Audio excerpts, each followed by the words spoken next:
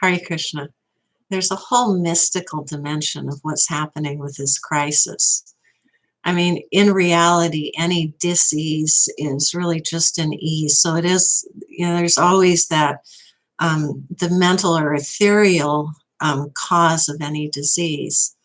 But in this case, the first manifestation of the disease was the fact that millions and millions of people in China stayed home, even though they were told that only, it's very unlikely that they might die a little bit sooner of a disease.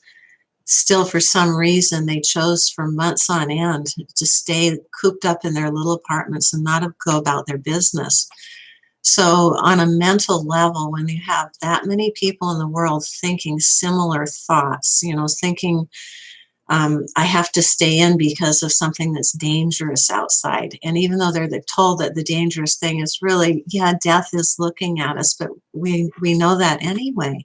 I mean, if you go outside, you get into a car or, just living, death is looking at us, but they're saying it's like a little bit more likely. So you need to stay inside your house. And then they started telling people that you need to put masks over your face and you don't want to touch anything and then touch your face. And the disease, the mental state that people go into when they're, if you have an itch on your face and you want, but I can't because then all the disease. So it kind of takes over people's minds and really gets, and then the hand washing, you have to wash your hands so many times because of the disease. So in other words, people are just really, really getting frightened of dying. I mean, that's what they're thinking about. They're constantly thinking, oh, I could be going to die. And that kind of consciousness has created these waves in the Akasha and is kind of getting into a resonance. And it's almost palpable. The other day I came in from the garden and my hands were like truly pretty dirty.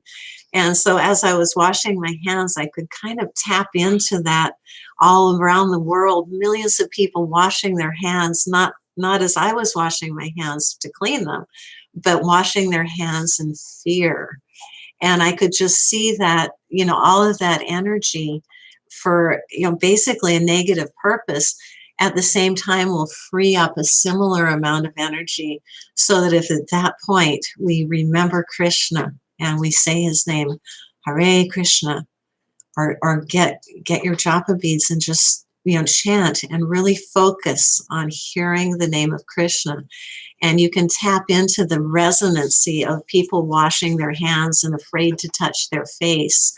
And you can do that with so much love and enthusiasm and happiness, which will be a perfect way to counteract the negative feelings. So the only real solution that there is possible for this crisis that we're having is the congregational chanting of the holy name. If we get together and we have these big mass kirtans, every state capital, yes, in public. That's what Lord Chaitanya did when he was banned from congregationally chanting.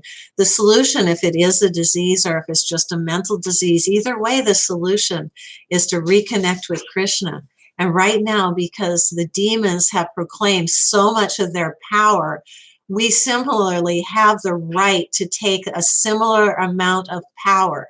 And so let's do it. Let's go out. Let's call one another up wherever you are in whatever area. And let's get together and let's have the congregational chanting of Hare Krishna. I think in next episodes, I'll talk more about kirtan, how to revive that spirit.